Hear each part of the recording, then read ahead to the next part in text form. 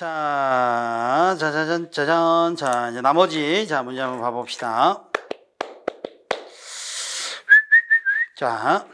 자, 선택적으로 쌤이 몇 개만 할게요. 다는 못하고요. 자, 3번 한번 가봅시다. 3번. 자, 3번 할까? 3번. 다음 글에 대한 이해로 적절하지 않은 것은 무엇입니까? 이렇게 돼 있으니까, 뭐 이건 주제 찾으라는 문제도 아니고요. 이해니까 본문을 가지고 선택지를 구성했는데 적용할 수 없는 게 하나 있다라는 거지. 그래서 윗글의 내용과 부합하지 않는 게 하나 있을 거야. 그래서 일치 문제하고 일치는 명시적으로 좀 분명히 써줘야 되고요. 이해 문제는 그걸 바탕으로 완전히 추리상상은 아닌데 이어질 내용은 아닌데 바탕으로 끊어낼 수 있는 생각 요걸 말하고 그게 아닌 걸 하나 찾으래. 자, 1번 한번 보니까 영화 1포스트 보니까 1포스트가 네 군데 다 나오네. 시를 이해하는 데 도움이 되는 교과서와도 같다 이렇게 돼 있네. 자, 3번 문제. 자, 영화 1포스트는 1번이지. 1포스트는 자, 시를 이해하는 데 도움을 줍니다. 교과서도 같을 만큼 자, 시를 이해하는 데 도움을 줍니다. 시의 교과서라고 볼 수 있습니다. 자, 기본적으로 도움이 되는 걸 보여주겠지 전혀 도움이 안 됩니다. 뭐 이거는 안 나올 가능성이 좀 높은 것 같고. 자, 그다음에 2번. 영화 일포스티노의 인물들은 문학적 은유와 본질의 의미를 잘 알고 있습니다. 이렇게 돼 있네. 영화 일포스트의 인물들이 은유의 의미를 알고 있다 이거지. 그 다음에 3번. 시의 본질에 대한 질문하고 답을 얻기 위해 영화 1포스트를 참고할 만하다. 자, 3번. 1포스트는 시의 본질을 이해하는 데 도움이 된다. 자, 그러면 실제로 이 선택지를 세 개 한번 쭉 써보니까 1번하고 3번은 같은 맥락 아니까 시의 본질을 이해하는데 큰 도움이 된다 이지. 자, 시의 본질에 대해 질문하고 답을 얻기 위해서 참고할 만하다 이랬잖아. 시를 이해하는데 도움이 된다. 교과서는 아니고 참고서 정도 되나? 교과서가 아니고 자습서 정도 되나? 그게 아니라면 선택지만 보니까 1번하고 3번은 같은 맥락에서 영화 일 포스티노라는 영화는 시를 이해하는데 시의 본질을 이해하는데 도움을 얻을 수 있다 이런 내용인가 봐. 그 다음에 4번. 문학의 미적 자질과 영화 1포스트의 미적 자질 사이에 공통점을 찾을 수 있다 이거 돼 있는데 자, 4번은 영화의 미적 자질과 문학의 미적 자질의 공통점을 발견할 수 있다. 그래서 공통점이 있다고 인물들이 은유의 의미를 잘 알고 있다 이거하고 2번하고 4번 둘 중에 하나가 답이 될 가능성이 높아 보이네. 왜? 1번, 3번은 문장을 구성하다 보면 쌤도 그런데 문장을 구성하다 보면은 비슷한 말들이 중복될 때가 있어. 오케이. 자, 그런 맥락으로 보시면 돼. 출발.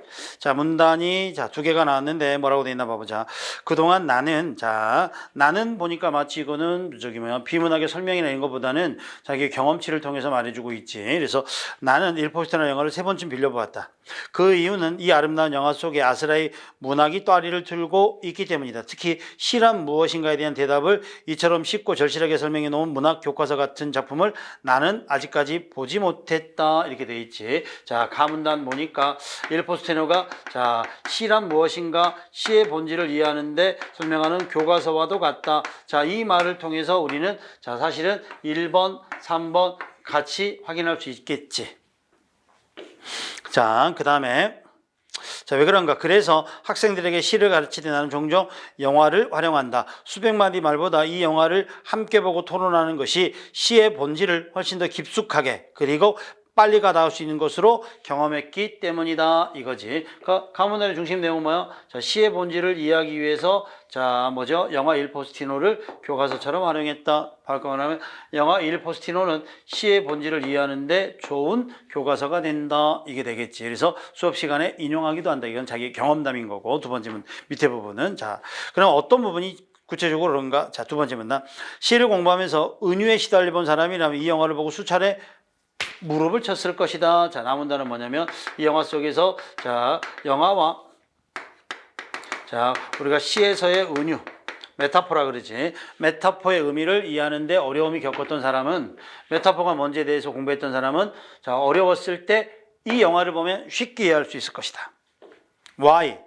마리오 누폴로가 영화 속에 나오는 게 있지. 네루다에게 보내기 위해 고양이 여러 가지 소리를 녹음하는 인상적인 장면이 있다. 여기서 해변의 파도 소리를 녹음하는 것이 은유의 출발이라면 어부들이 그물을 걷어올리고 걷어올리는 소리를 담고자 하는 모습은 은유의 확장이라고 할 수 있다. 더 나아가 밤하늘의 별빛을 녹음하는 기막힌 장면에 이르면 은유의 절정에 다른다. 더 이상 구차한 설명이 필요 없어진다. 영화 속에 나오는 인물들의 행동이 은유의 의미를 이해하는 데 도움을 준다. 이렇게 돼 있지. 그럼 이 글의 주제는 뭐냐면 영화 일 포스티노는 시의 본질, 특히 은유의 특징을 이해하는 데 도움을 준다. 이거 돼 있지. 이거 붙이면 되지. 시의 은유의 특징을 이해하는 데 교과서 같은 영화 일 포스티노 요게 되네. 그러면 이 인물들의 행동이 결국 시에서의 은유하고의 공통점이 있다는 거지. 근데 여기서 네루다라는 인물이 은유의 의미를 알고 행한 거니 그냥 바닷소리를 녹음하고요, 어부들의 모습을 해가지고 친구한테 보내는 거지. 그것 자체가 시에서의 은유라는 거지. 거기서 등장하는 인물이 누구라고 나왔어? 마리오 누플로가 네루다에게 보내기. 그래서 마리오가 은유의 개념을 알고 그거를 녹음한 건 아니겠지. 그 단순한 행위가 고양이의 소식을 알려주려고 네루다에게 보낸 마리오가 그 장면이 시로 따지면 은유와 같은 장치인 거지. 마리오가 알고 있거나 그걸 받은 네루다가 메타표 의미를 알고 수용했는지는 알 수 없어. 그래서 여기서는 2번 인물들이 문학적 은유를 알고 있다라는 말은 여기서 드러나지 않고요, 확인할 수 없습니다. 그다음에 오른쪽에 4번은 긴데 읽어보면 정답은 3번입니다. 3번. 그래서 3번에 DDT가 위험해서 생산을 중단했다는 것만 나오지 사용을 금지하자 이 말까지 간 거는 본문을 바탕으로 추론할 수는 있는데 본문에 나와 있는 내용은 아닙니다. 이렇게 보시면 돼. 4번은 하나 넘어갑시다. 5번 한번 봐봅시다. 다음 글의 글쓴이의 입장과 부합하는 것은 무엇입니까? 나왔는데 5번 보시면 라 나와 있고 선택지가 나와 있지. 선택지 1번 보시면 효는 봉건 가부장제 사회에서 비롯한 1차적인 인간관계이다.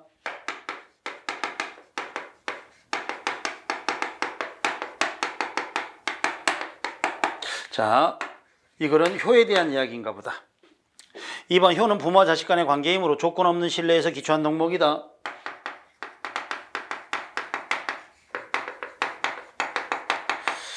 고민스러워. 이걸 조건 없는 신뢰일까, 효는?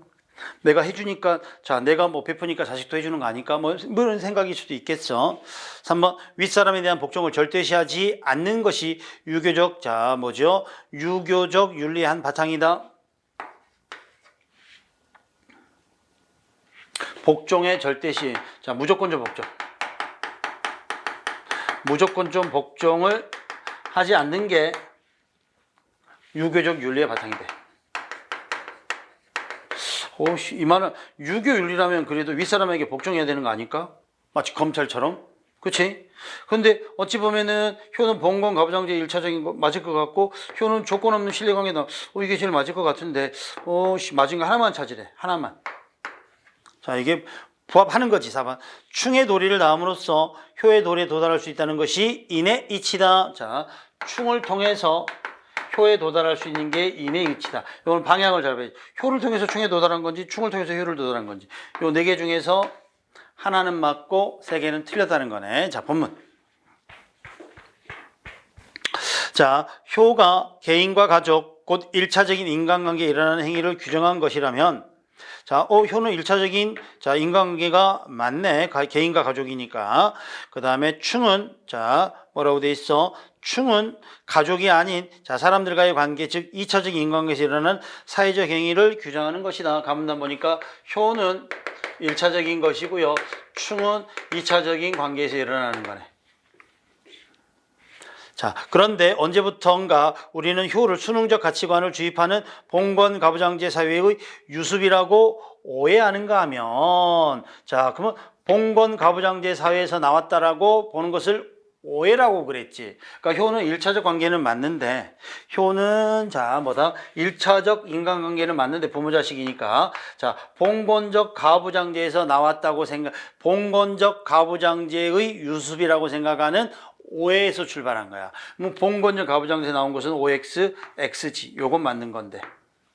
그치? 그러니까 효는 부모와 자식 간의 1차적 인간관계인데, 봉건적 봉건 가부장적 제도화에서 나온 것은 아니겠지. 그래서 다시 봉건적 가부장제사 유서라고 오해하는가 하면 충과 효를 동일시하는 오류를 저지르는 경향이 많아졌다 이거지. 그러면 여기서 이제 충과 효의 특징인데, 효는 가부장제에서 나온 게 아니야. 그 다음에 충과 효를 같은 거라고 생각하는데 이것도 아니야. 이 두 가지 정보를 보여주지. 충과 호의 인간관계, 사회적 관계 요걸 보여주네.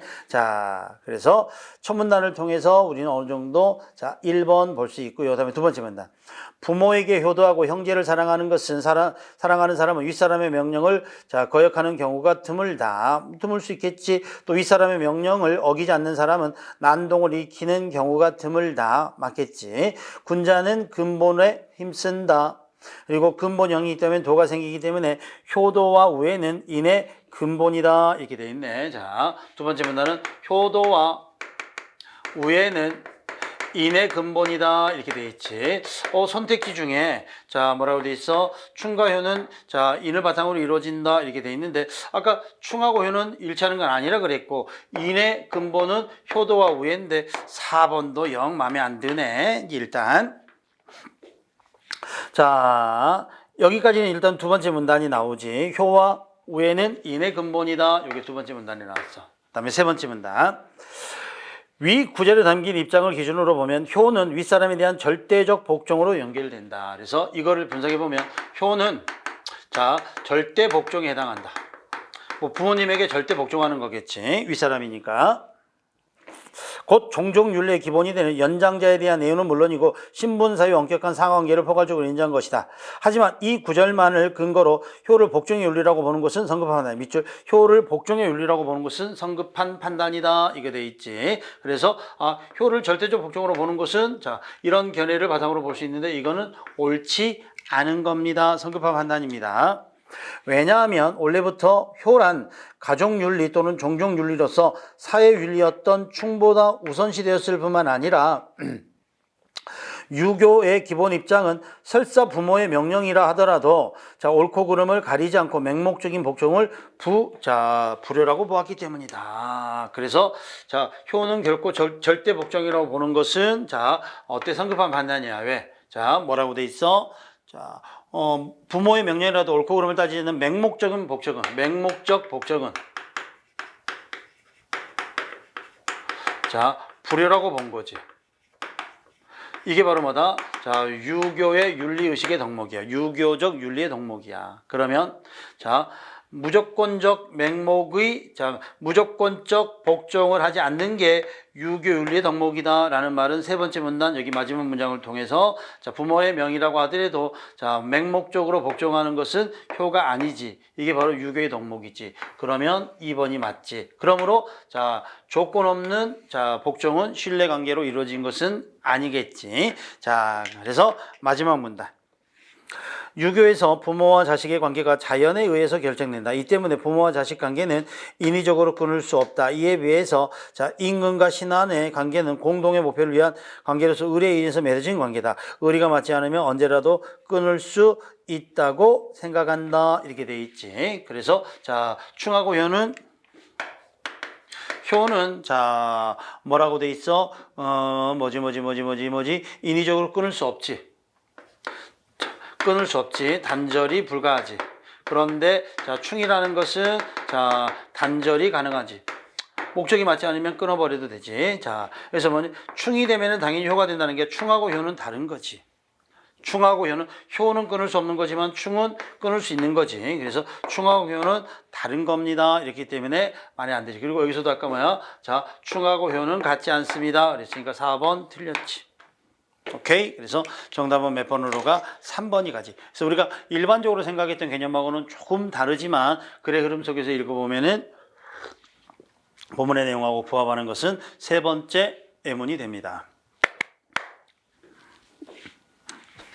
자, 그 다음에 3번은 이 글의 주장인데 3번이네. 6번도 주장이고 7번도 주장인데 7번 하나만 풀어봅시다. 6번은 자 밑에 해설 보고 여러분 도움 받고요. 7번 다음 글의 주장으로 가장 적합한 거 이것도 이제 자 문단이 자 두 개로 되어 있는데 자 첫 번째 보자.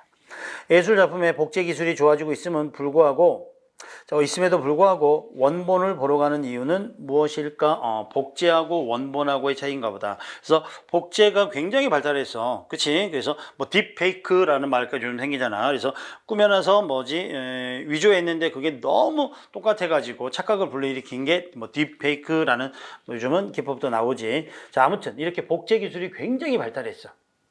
그런데도 사람은 원본을 보러 가. 왜 그럴까 하고 묻고 있네. 자, 그는 예술 작품의 특성상 원본 고유의 예술적 속성을 복제본에서 느낄 수 없다는 생각하는 경향이 강하기 때문이다. 이렇게 돼 있지. 자, 강하기 때문이다. 근데 봐봐봐. 자, 이렇게 생각하는 것은 이런 생각이 강하기 때문이다. 이렇게 돼 있어. 이거는 필자의 생각이야? 일반적인 사람들의 생각이야? 일반적 사람들의 생각이지. 그래서 7번 보시면 복제 기술이 발달했을 때도 원본을 보러 가. 그 이유는 자 원본만이 가지고 있는 뭐라 그랬어? 예술적 자 속성이 있다 그랬어. 예술적 속성. 그래서 복제본은 없을 거다라고 생각해서 사람들은 원본을 찾게 돼 이 말이네. 자, 그래서 사진은 원본인지 복제본인지 중요하지 않지만 왜 똑같이 찍어내는 거니까 회화는 붓자국 하나하나가 중요하기 때문에 복제본이 원본을 대체할 수 없다고 생각하는 사람들이 많다 이거지. 자, 이거는 뭐냐면 자, 사람들은 뭐야? 복제본보다 원본의 예술적 속성이 있어서 자, 특히 회화에서는 복제본의 가치와 원본의 가치가 다르다고 생각하는 경향이 있다. 이게 뭐죠? 일반적 통념이지. 필자의 생각이 아니야. 이게 중요해. 자, 일반적 통념이지. 사람들은 복제본하고 원본이 다르다고 봐. 원본이 가지고 있는 가치가 훨씬 더 예술적 속성을 많이 담보하고 있다고 봐. 이렇게 생각하는 경향이 있기 때문이다 라는 것은 내 생각이 아니라 보통 사람들이야. 그러면 자 일반적 통념이 나오면서 뭐라 그랬어? 그거에 대한 자 자기만의 생각이 나와야지. 그래서 두 번째 문단 보니까 아니나 다를까 그러나 이걸로 나와. 그러나면 뭘까? 복제본에도 원본 못지않은 예술적 가치가 담겨 있다. 이래야지 이야기가 역접이 되겠지. 정말 그렇게 나오나? 그러나 이러한 생각은 잘못이다. 이러한 생각이 뭔데? 복제본이 원본을 대체할 수 없다는 생각. 특히 회화와 달리 사진의 경우 보통은 그 작품이라고 지칭되는 사례들이 여러 개 있을 수 있다.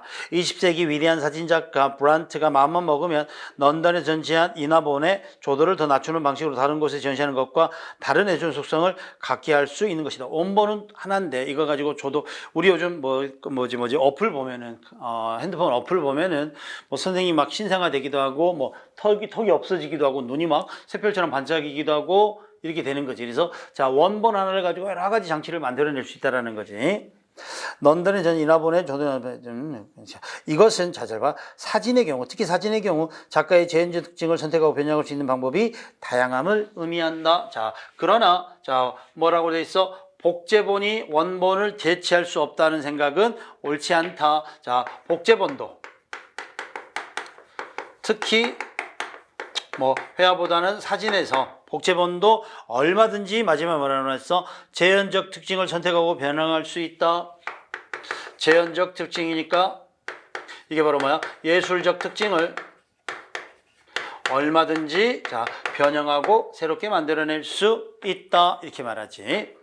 물론 이 생각에 공감 안 해도 돼. 그럼 너 사진이잖아. 야, 회화라고 그랬지. 나는 회화는 틀리잖아. 회화는 붓터치 하나하나를 봐야 되는데 회화는 원본하고 복제본하고 같을 수가 없지. 똑같이 모사해서 그리더라도. 그래서 일반적인데 자, 그건 중요하지 않아. 이 글에서 필자는 뭐냐면 적어도 사람들은 사진도 원본을 찾는 사람들이 많은데 적어도 사진만큼은 복제본도 원본 못지않은 또는 원본을 바탕으로 또 다른 예술적 성격을 얼마든지 드러낼 수 있는 겁니다. 이거죠. 그래서 주제는 뭐야? 복제본도 복제본도 원본 못지않은 예술적 장치가 가능하다. 이 내용이 나오면 돼. 복제본의 예술적 가치는 원본을 뛰어넘을 수 없다, 뛰어넘을 수 있다, 없다라는 가치 판단을 하고 있는 건 아닌 것 같고요. 자, 복제 기술 덕분에 예술의 매체적 특성이 비슷해졌다. 매체, 복제하기 때문에 회화, 사진, 음악, 미술, 좀 다르지, 이거는. 예술적 매체라는 것은 뭐냐면, 우리가 예술 그러면 문학도 있고요, 음악도 있고요, 미술도 있고요, 뭐 사진도 있고, 이런 것들이 다 예술인데, 미술하고 음악이 뭐 같아졌다, 이 내용은 뭐 언급 안 돼 있지. 복제본의 재현적 특징을 변현한 방법은 제한적이다. 얼마든지 가능. 얼마든지. 그래서 똑같은 원본을 가지고 런던에서 자, 조도를 높이고 프랑스, 파리에서 조도를 낮추고 그치? 이렇게 얼마든지 자, 전시할 수 있어. 그래서 정답은 4번. 자, 복제본도 자, 뭐죠? 원본과는 또 다른 예술적 자, 특성을 자, 드러낼 수 있답니다. 이게 되는 거야. 그래서 정답은 자 7번에는 몇 번이 간다? 4번 여기 갑니다. 4번. 자, 그 다음에 자 8번은 뭐 접속 부사니까 하나 빼고요. 자 9번 한번 봐보자. 9번. 9번 한번 보니까 다음 글에서 추론한 바로 적절하지 않은 것은 무엇입니까? 이렇게 돼 있지. 여기서는 이제 뭐 부합도 아니고요. 내용에 대한 이해도 아니고요. 일치도 아니고요. 추론이야. 추론. 그러면 9번의 추론은 자, 내용을 이해하고요. 정확하게 주제를 알고 여기서 뭐야? 더 발전시켜 나갈 수 있는 자, 논리지. 발전시켜 나갈 수 있는 논리가 추론이지. 자, 추론은 뭐야? 논리적으로 추리합니다. 이거 추리하려면 기본이 있어야 돼. 그 기본이 바로 뭐야? 이 글의 주제를 바탕으로 추리해내는 거야. 자, 출발. 자, 문단이 하나 둘이네. 자, 가면다. 우리는 도시화 산업화 고도성장 과정에서 우리 경제의 뒷방사를 신세로 전락한 한국 농업의 새로운 가치에 주목해야 된다. 자, 가문단 읽어보니까 자, 일단 첫 문단에서는 주로 뭐가 나오냐면은 주로 화제어가 나와. 자, 뭐가 나와? 자, 뒷방, 즉, 자, 산업화 과정에서 천대받고 있는, 홀대받고 있는 한국 농업이 다시 한번 주목해 볼 필요가 있어. 자, 왜? 농업은 경제 효율성이 뒤처져서 사라져야 될 사양 산업이 결코 아니야. 전 지구적인 기후변화와 식량 및 에너지 등의 위기에 대응하여 나라와 생명을 살린 미래 산업으로서 농업의 전략적 가치가 크게 부각되고 있어. 자, 농업은 어때? 미래 산업으로서 전략적 가치가 얼마든지 있어. 생산성이 나가서 농업은 아예 재미없어 이게 아니라 앞으로 미래의 전략적 사업으로서 가치가 충분해. 그래서 농본주의 기치를 앞세우고 농업 르네상스 시대를 재현을 통해서 우리 경제가 당면한 불확실성의 터널을 벗어나야 된다. 자, 이걸 통해서 뭐 해야 돼? 경제적 활로를 확보해야 된다. 그래서 첫 번째 문단의 중심 화제는 뭐야? 자, 농업이지, 농업. 한국 농업. 그래서 농업을 통해서 뭐야? 자, 경제적 활로를 확보해야 돼. 그래서 자, 앞으로 세대에 있어서 자, 경제적 가치가 있는 농업에 주목하자 이렇게 나오지. 농업에 주목하자. 자, 그리고 이제 두 번째입니다. 그래서 이런 것들 한번 써보는 거야. 여러분들이 주제를 죽이 되든 밥이 되든 써보는 거하고 그냥 머릿속에서 이런 내용인 것 같아. 이거하고는 천양지차야. 자, 두 번째. 우리는 왜 이런 주장을 하는가? 왜 가와 같은 주장을 하는가? 뭐죠? 농업을 살리자. 21세기 농업을 살리자라고 말하는가? 21세기에 자, 뭐죠? 새로운 산업으로, 새로운 자, 뉴딜로 농업이 등장한다고 왜 말하는가? 그 이유를 말하겠지. 자, 농업은 자, 자원순환적이고 환경친화적 산업 때문이다. 그래서 농업의 중요성 중에서 첫 번째는 뭐지? 자연친화적이고 또 하나가 뭐나 순환적, 자원순환적. 소멸되는 게 아니라 계속해서 어때 친화적으로 돌고 선순환을 만들어낸다 이거야. 이거기 때문에 농업의 가치가 있어. 그래서 땅의 생산력에 기초해서 한계적 노동력을 고용하는 자, 지연 산업인 동시에 식량과 에너지를 생산하는 원천적 자, 생명 산업이기 때문이다. 물질적인 부의 극대화를 위해서 한 지역의 자원을 개발하여 이용한 뒤 효용 가치가 떨어지면 다른 곳에 이동하는 유목민적인 태도가 오늘날 위기를 낳고 키웠는지도 모른다. 그래서 이거는 자, 자원을 이용하는 자원을 소비하는 자, 유목민적 자, 소비 태도하고는 달라. 농업은 그 자리에서 계속해서 어때? 생산적 가치를 높여내는 거야. 자, 급변하는 시대의 흐름에 부응하지 못하는 구시대의 경제 패러다임으로는 오늘날의 역사에 동성하기는 어렵다. 이런 맥락에서 자, 그래서 지키고 가꾸어 자, 그래서 구시대의 경제 패러다임. 구시대의 패러다임에서 경제 패러다임에서 벗어나야 돼. 자, 그럼 여기서 구시대의 경제 패러다임은 뭘까? 첫 문장에서 나왔지. 첫 문장에서 도시화 산업화 고도 성장. 도시화나 산업화나 고도 성장. 막 오로지 뭔지 부의 가치만 높이는 거. 이런데 구시대의 경제 가치로부터 벗어나야 돼. 그게 바로 뭐다? 구시대의 경제 패러다임을 벗어날 수 있는 게 농업이지. 자, 이런 맥락에서 지키고 갖고 후손에게 넘겨주는 정주민의 문화적 지속성을 존중하는 농업의 가치가 새롭게 조명받는 이유에 주목할 만하다. 여기서 이제 농업이 가지고 있는 가장 큰 특징은 뭐지요? 지키고 가꾸는 정주민의 문화. 정주민은 뭐야? 유목민하고 반대지. 정주민. 자, 키우고, 지키고, 자, 가꾸는. 자, 이게 바로 농업이 가지고 있는 가장 큰 뭐다? 문화적 지속성. 이거지. 문화 지속성.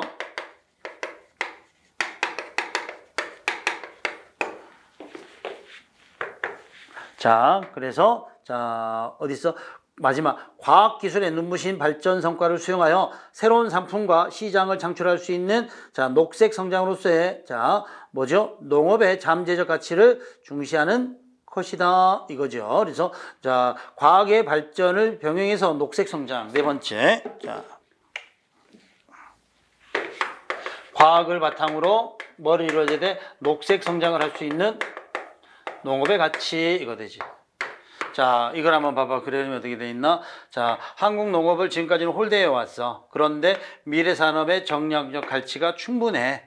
그거는 뭐냐면 농업이라는 게 자연 친화적이고 자원 순환적이라 유목민족 소비가 아니라 정주민의 자, 패러다임을 갖고 있어. 그래서 자, 발달한 과학과 더불어서 농업의 생산성을 높여가는 게 앞으로 미래의 뭐가 돼? 미래의 경제 패러다임이 될 수 있습니다. 이거지. 그래서 자, 이거의 주제는 뭘까? 농업의 자, 미래를 선도하는 농업의 경제적 패러다임. 그래서 농업이 갖는 미래 사회의 경제적 가치. 이게 이 글의 주제잖아. 그치? 이 글의 주제 그러면 농업이 갖는 미래의 경제 가치 이런 정도가 되겠지. 그래서 앞으로는 어때? 농업에다가 우리가 많은 관심을 기울여야 돼. 자, 그러면 적절하지 않은 것 이렇게 되게 틀린 거라는 뜻이지. 고도 성장을 도모하는 경제 정책을 추진하는 과정에서 농업 경제의 경제 패러다임을 지향했다. 우리 지금까지는 어때? 자, 기존에 고도 성장 나오지.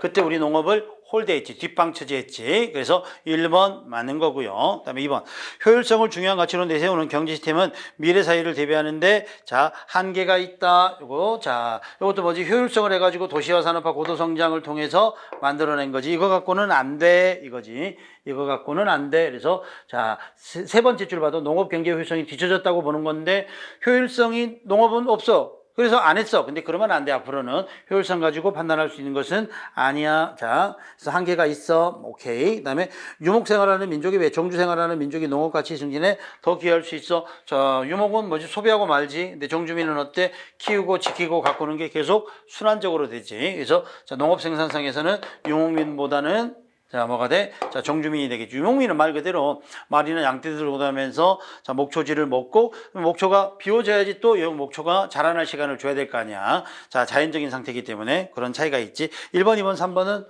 본문의 내용에서 확인할 수 있는 사실인데 비해서 뭐가 나오지? 마지막 녹색 성장 산업으로서 마지막 문장이지. 농업의 효용성을 높이기 위해서 과학기술의 부작용을 과학의 부작용이라기보다는 과학의 눈부신 발전과 자, 뭐지? 농업 생산성을 연결시키는 거지. 마지막 문장 보면은. 그래서 자, 과학기술은 눈부신 발전 성장을 수용하여 새로운 상품과 시장을 창출할 수 있는 농업 이렇게 돼 있지. 그래서 과학과의 시너지를 자, 높여가자 이런 뜻이지. 자, 지금까지 우리는 과학 중심의 사회였어. 그러니까 그걸 반성하고 자연으로 돌아가야 돼. 이게 아니라 농업과 과학을 접목시켜서 21세기의 경제적 가치를 자, 경제적 패러다임을 바꾸어내자라고 말하고 있는 게 자, 9번의 글입니다. 자, 그 다음에, 자, 10번을 보면은, 자, 글쓰기 전략으로 볼 수 없는 거 돼 있는데, 뭐 정답은 자 2번 되는데 자 왜 그러냐면 잘 봐봐. 고전파 음악은 어떤 음악인가? 서양 음악의 뿌리는 종교 음악에서 비롯되어 있다. 바로크 시대까지 음악이 종교에 애속되어 있었으며 음악가들 또한 종교에 애속되어 있었다. 자, 고전파는 이렇게 종교에 애속되었던 음악을 위한 음악으로 정립하는 예술운동에서 출발했다. 따라서 종래의 신을 위한 음악에서 탈피해서 형식과 내용의 일체를 꾀하고 균형 있는 절대 음악을 추구했다. 이렇게 돼 있지. 자, 그러면 고전파 음악은 뭐라고 돼 있어? 자, 형식과 내용의 일체화를 꾀한 거지. 근데 2번은 형식과 내용을 자, 고전 음악에서는 분리를 추구했다. 분리해 있다. 본문의 내용하고 불일치하지. 넘어가 주십시오. 자, 그 다음에, 자, 11번. 자, 11번. 하나만 봐보자. 11번. 자, 진행자의 말하기 방식으로, 자, 적절하지. 너무 길다. 자, 요거는 말 그대로 저기 화법이란 말이에요. 화법. 그래서 화법은 다른 거에 비해서 훨씬 더 우리가 뭐 쉽게 확인할 수 있을 것 같아요. 자, 넘어가고, 자, 12번 한번 봐보자. 토론의 주제는 이렇게 돼 있어. 토론의 주제는 이건 뭐 조건지 시험 문제인데 어렵지 않네. 긍정평서문, 긍정 밑줄, 긍정평서문. 그다음에 두 번째 찬성과 반대의 대립이 분명히 그래 토론이 되지. 찬성 반대가 있어야 토론이 되지. 쟁점이 두 개면 안 돼. 하나만 있어야 돼. 찬성이나 반대 어느 한편에서 유일하게 적용되는 정서적 표현이 사용해서 정서적 표현이 들어가면 안 돼. 자, 1번 징병제도는 유지해야 한다. 자, 긍정평서문이고요. 자, 유지하자, 유지하지 말자, 폐지하자. 유지냐 폐지냐 찬성과 반대. 오케이. 그다음에 쟁점이 하나. 그다음에 자, 정서 표현 없어. 자, 그다음에 2번 정보통신망법은 개선할 수 없다. 자, 개선할 수 없다 이래 봤으니까 부정평서문이야. 긍정평서문이 아니라 자, 2번은 안 돼. 제목으로는. 그다음에 야만적인 두발 제한. 자, 이 말은 벌써 두발 제한하는 게 야만적이라는 정서적 표현을 둬서 두발에 제한하자. 그러면 저 사람은 야만적이군 이런 뜻을 나타내 버려. 그래서 원천 봉쇄 원리를 범하고 있는 거야. 그래서 자, 예를 들어서 공산당이 아니라면 통일을 반대하지 않을까요? 그러므로 여러분들은 통일에 찬성하지요? 이것도 뭐야? 원천 봉쇄해 버리는 거지. 나는 공산당 아닌데도 통일을 반대할 수 있잖아. 야만적인 사람이라면 자, 야만적인 사람만이 두발을 제한합니다. 그럼 두발 제한 안 할 거죠? 이거는 똑같은 거죠. 그래서 정서적 표현이 들어가 있는 거고요. 내신 제도와 논술 시험을 개혁해야 된다. 두 가지죠. 뭐 이걸 간단히 줄이면 대입 제도를 개선해야 된다. 그러면 한 가지로 가겠지. 13번.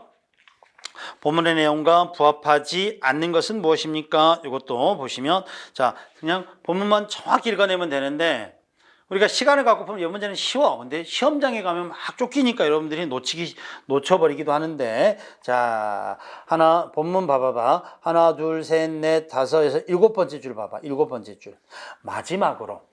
마지막으로 고갱은 그가 본 인생과 예술 전반에 대해 불만을 느꼈다. 그는 더 단순하고 더 솔직한 것을 열망했고 그것을 원신들 속에서 발견할 수 있으리라고 기대했다. 이렇게 돼 있으니까 자, 기존의 인상주의 작가들은 어때? 자, 더 단순하고 더 솔직한 걸 열망했으니까 자, 고갱은 기존의 인상주의 작가들은 자, 덜 단순하고 덜 솔직했겠지. 그치? 그래서, 자, 3번 보니까, 자, 고갱은 인상주의가 충분히 솔직하고 충분히 단순했다고 생각했다. 그러면 더 단순해지려고 더 솔직해지려고 마음 먹진 않았겠지. 충분히 단순하다면 더 단순해지려고 노력하지 않지. 그래서 3번은 본문의 내용과 일치하지 않아요. 이거네. 일치하지 않아요.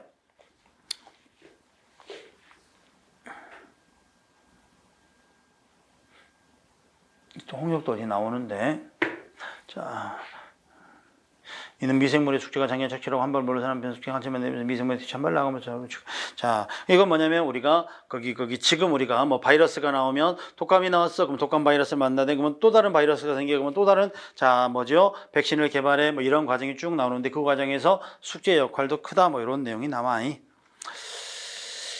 자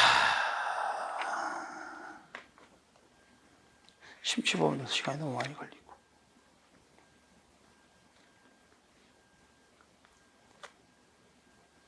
자, 17번 한번 봐봅시다. 17번 한번 봐봅시다. 시간 관계상. 다음 글에서 이끌어낼 수 있는 주장과 이끌어낼 수 있는 주장과 가장 가까운 것은 무엇입니까? 이렇게 돼 있네. 자, 주장이니까 뭔가 봐보자.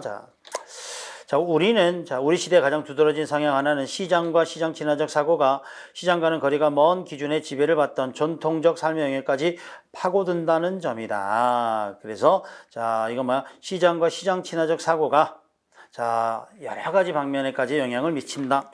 들고.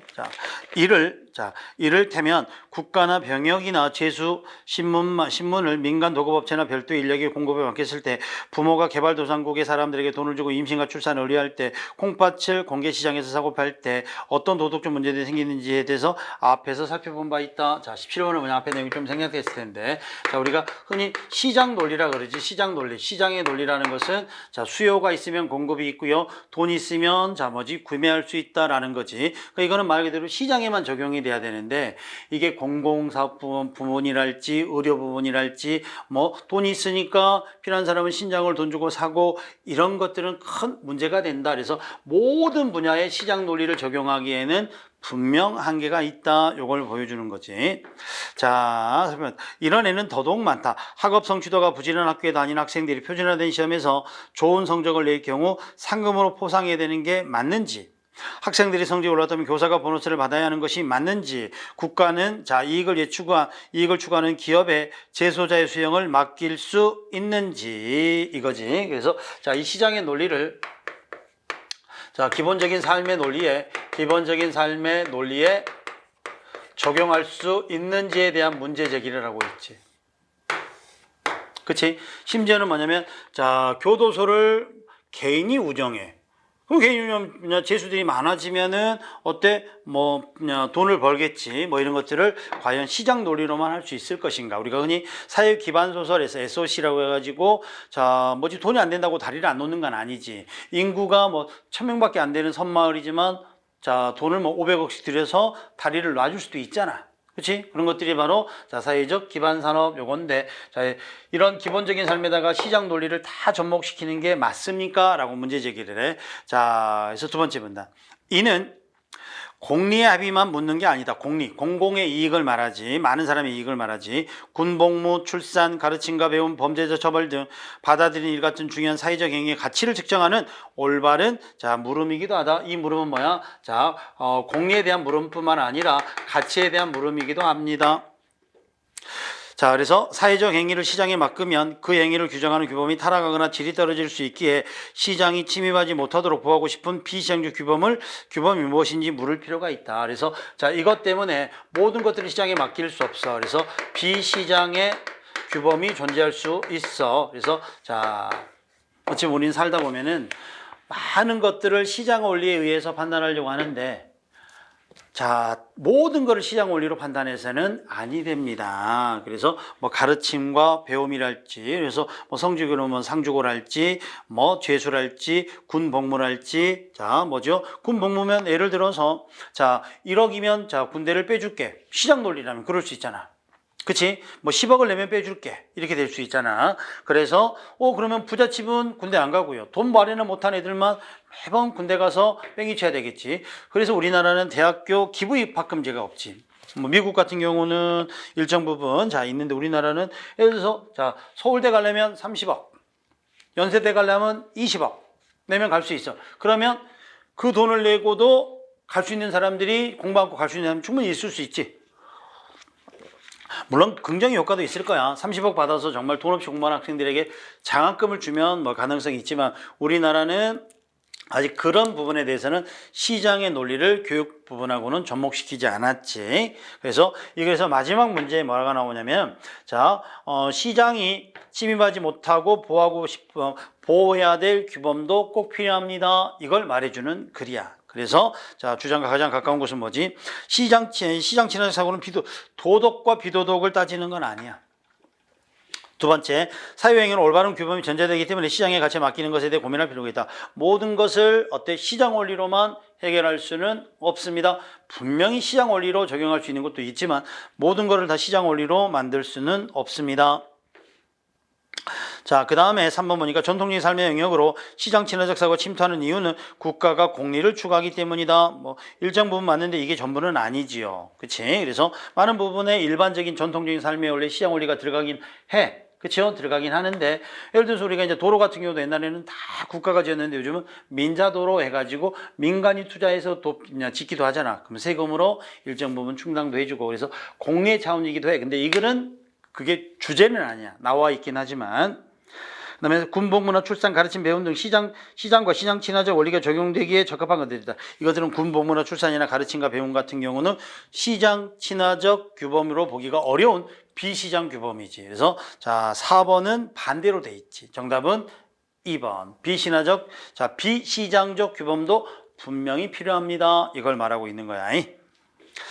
자, 18번 한번 봐봅시다. 18번. 자, 귀여운데 어렵지 않을 것 같고요. 주제문이니까. 19번 한번 봐봐.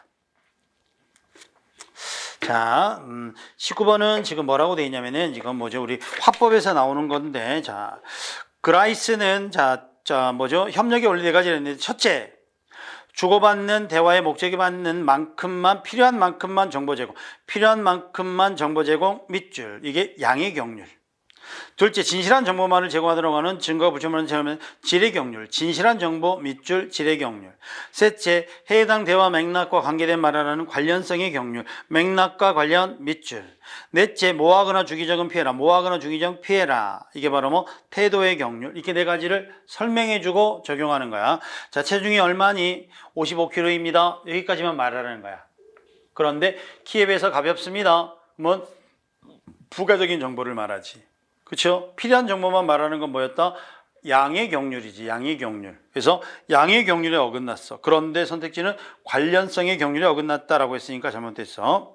얼마 전 달리기 뭐야? 운동회 했을 때면 와우 100m 달리기에서 비행기보다 빠른 사람을 봤어요. 자, 비행기보다 빠른 사람은 거짓말이지. 진실된 정보가 아니지. 질의 경률에 어긋났네. 그 다음에 너 몇 살이니? 형이 17살, 저는 자, 너 몇 살이니? 15살입니다. 이래 형 나이로 물은 게 아니잖아. 이것도 뭐지? 부가적인 정보니까 1번하고 3번은 양의 경률에 위배된 거야. 점심 뭐 먹을래? 자, 생각해 보고요. 자, 이건 뭐 불분명하게 모호한 태도로 말하니까 이거는 태도의 경률에 위배되었습니다. 라고 말하면 돼. 정답은 1번. 자, 20번. 자, 다음에 논증구조 이렇게 되어 있는데, 자, 옳게 파악한 것. 자, 동물들이 행동을 잘 살펴보면 동물들도 우리가 사용하는 말 못지않은 의사소통을 가지고 있는 듯 보인다. 자, 기억은 뭐지요? 자, 20번의 기억은 일반론이죠. 이런 듯 보인다 이거니까, 자, 이건 주장은 돼, 안 돼? 주제는 될 수 없지. 그치? 그래서 주제문이다. X.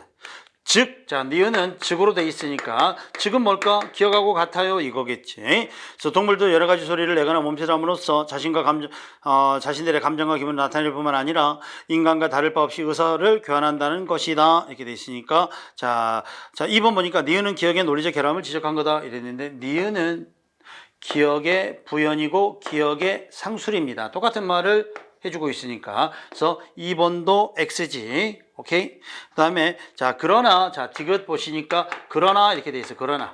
자, 기억하고 니은을 뒤집는 게 그러나가 되겠지. 그래서 일반적으로 동물도 의사소통이 있다고 생각해요. 하지만 나왔으니까, 하지만 동물들은 정확하게 의미로는 의사소통이 아니에요. 여기 들어가야 돼. 그래서 디귿 보니까, 그러나, 그것은 단지 겉모습의 유사성이 지나지 않을 뿐 사람의 말과 동물의 소리는 아주 근본적인 차이가 존재하는 점을 잊어서는 안 돼요. 자, 동물의 언어는 인간의 의사소통과는 달라요. 이거니까 디귿은 뭐야? 기억 니은을 반론을 제시하고 있지. 자, 디귿 3번 오케이. 그래서 동물들이 사용하는 소리는 단지 배고픔이나 같은 조건에 따라 반응하거나 두려움이나 감정을 표현하는 것에 지나지 않는 것이죠. 니을은 디귿의 부연이지. 그 다음에 이제 미음은 자 따라서 이게 나오지. 따라서 동물들이 내는 소리는 자 때때로 의사소통의 수단이 이용된다고 해서 그것이 대화나 토론 같은 인간의 언어 활동이라고 할 수는 없습니다. 그래서 동물들의 언어는 인간의 언어 활동과는 엄연히 다릅니다. 이게 되니까 자 마지막 문단이 주제지. 그래서 옳게 설명하고 있는 것은 디귿은 기억과 니은에 대한 반론입니다. 이게 맞아야 되겠지. 정답은 자 3번 이렇게 가면 되겠네.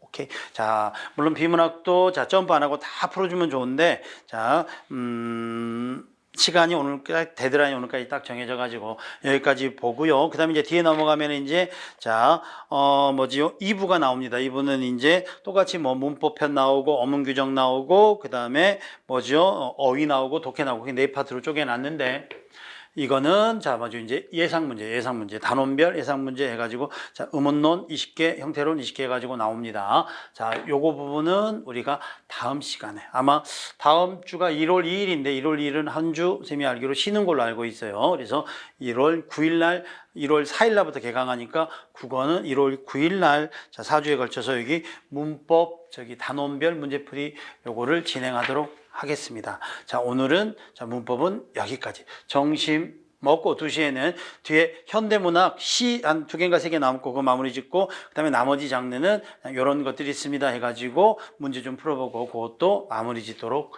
할게요. 자, 그러면 점심 먹고 2시에 뵙도록 하겠습니다.